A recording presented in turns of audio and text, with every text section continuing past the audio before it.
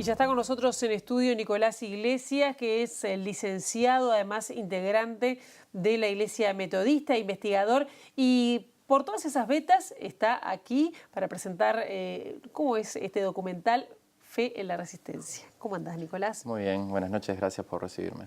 Realmente es un gusto tenerte aquí con nosotros y solo para comenzar a plantearnos de qué es lo que vamos a hablar, vamos a presentar un tráiler de lo que se presenta en el documental. Había mucha gente convencida de que el desarrollismo no era conducente a un cambio real y que el único cambio real podía venir a través de una revolución. Que realmente estaba en una situación donde las palabras ya no eran suficientes. Entonces había que buscar algún otro mecanismo. Era cuestión de cambiar el mundo. En mi caso, bueno, fui muy influenciada por ese movimiento, al cual me uní con entusiasmo, porque veía un rejuvenecimiento de la iglesia muy importante.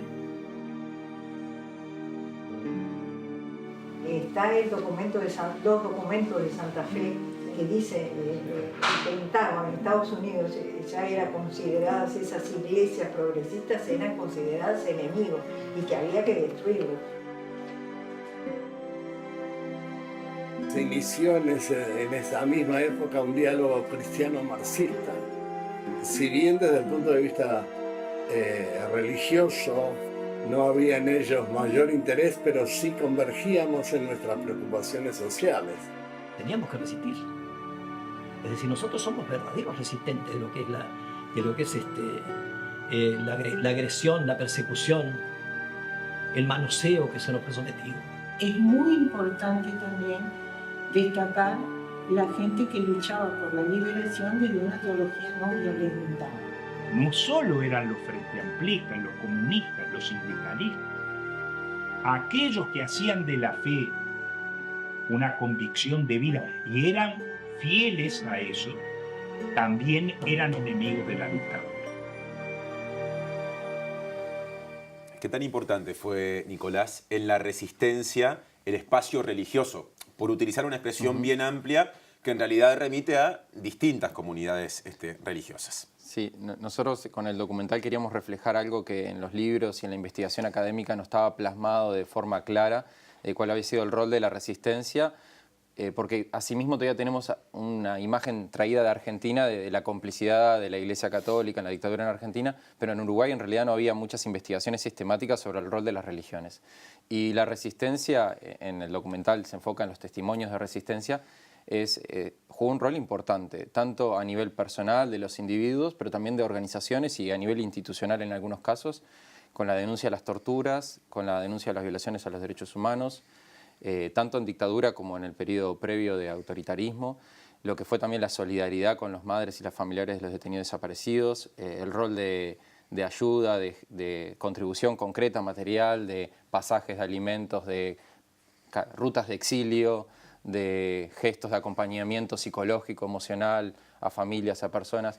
Las iglesias y algunos líderes religiosos de alguna de las 4 comunidades que fueron la judía, la católica, la protestante y la afromandista, cumplieron un rol callado, bastante silencioso, bastante desconocido, y por eso que el documental, cuando la gente lo está viendo, se sorprende, porque por un lado hay historias muy cotidianas de miles de personas que hicieron esas actividades de solidaridad, pero por otro lado hay un gran desconocimiento de la magnitud de la resistencia de las comunidades religiosas. ¿En alguna de esas comunidades se puede hablar de la resistencia como política institucional o siempre hablamos, predominantemente hablamos de actitudes personales de algunos fieles? Están las dos dimensiones. Hay una dimensión de algunas figuras a nivel individual como Pérez Aguirre, Ademar Olivera, el Ayuno del Serpaj, que eran individuos que pertenecían a iglesias.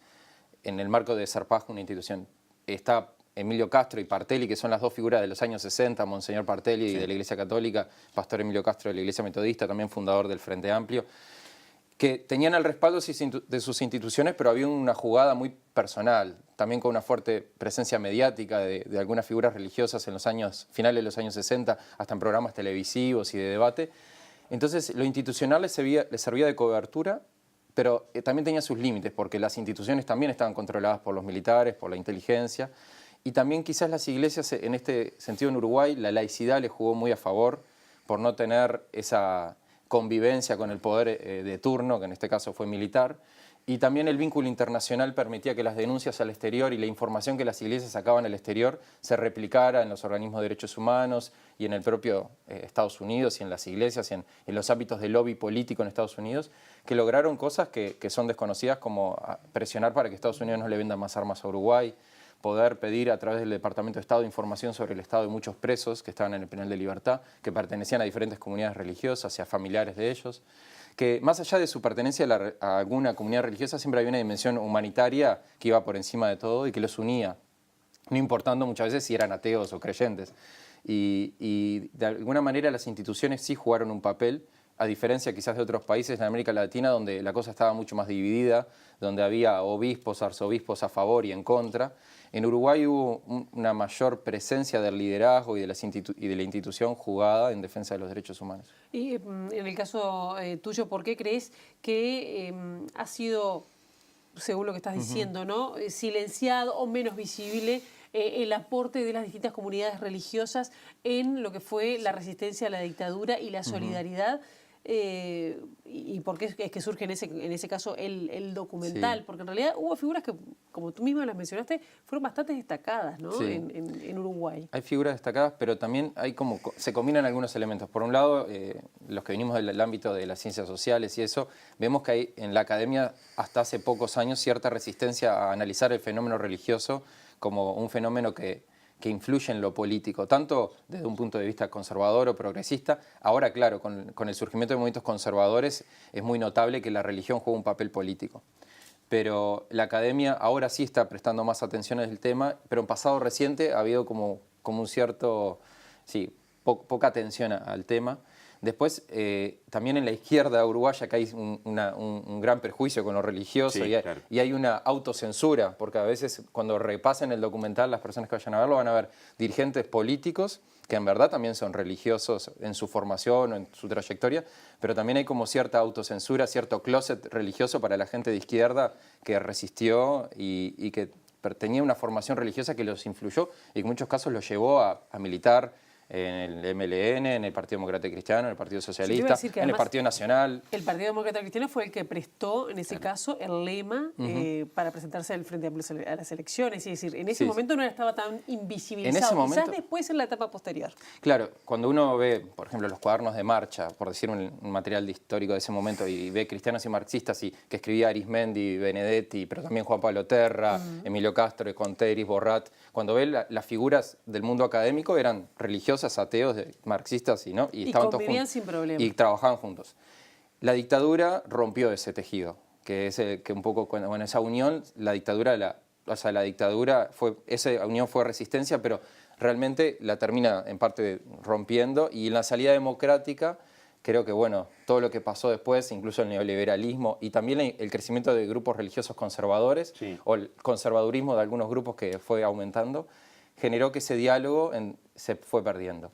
Pero el documental de alguna manera busca saldar esa deuda de la academia y también la deuda de las propias comunidades religiosas que han en parte no prestado tanta relevancia a la memoria histórica de su propia resistencia. Claro. Es una combinación de las dos cosas. Y en eso que decías recién, ¿pesará la diversidad ideológica que hay adentro de muchas de las instituciones al momento sí. ¿Pensás que va por ahí?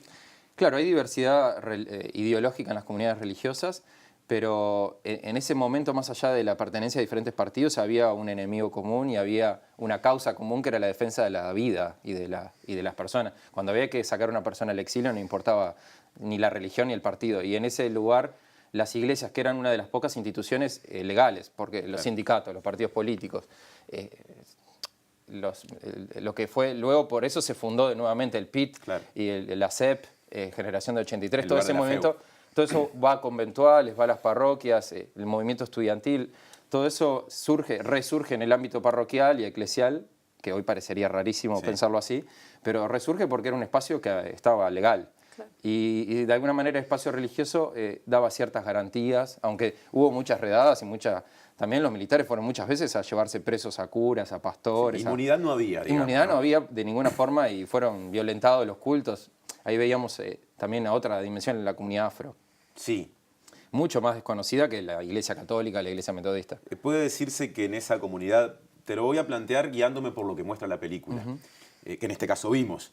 La persecución tenía, más allá de lo ideológico, una cuestión de clase, es decir, ¿quiénes son las personas históricamente vinculadas en Uruguay a las religiones afroumbandistas? ¿No? Sí. Normalmente son personas que rompen con determinada concepción de lo que culturalmente ha construido la uruguayez o la orientalidad, si nos vamos más atrás en el tiempo, y predominantemente pertenecen a los sectores más bajos de la población. Hay una cuestión de clase, hay una cuestión de pertenencia étnica. Exacto.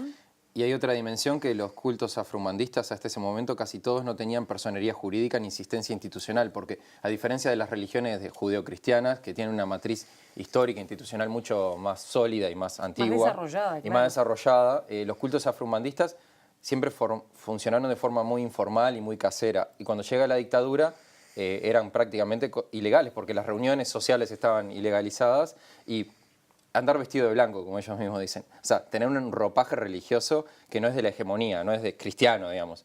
Ser afro, ser pobre, algunos ser de la diversidad sexual. Sí. Vivir en el cerro, como el caso de estos padres. O sea, era una combinación de factores de discriminación que los hacía sufrir, como en el caso de la comunidad judía.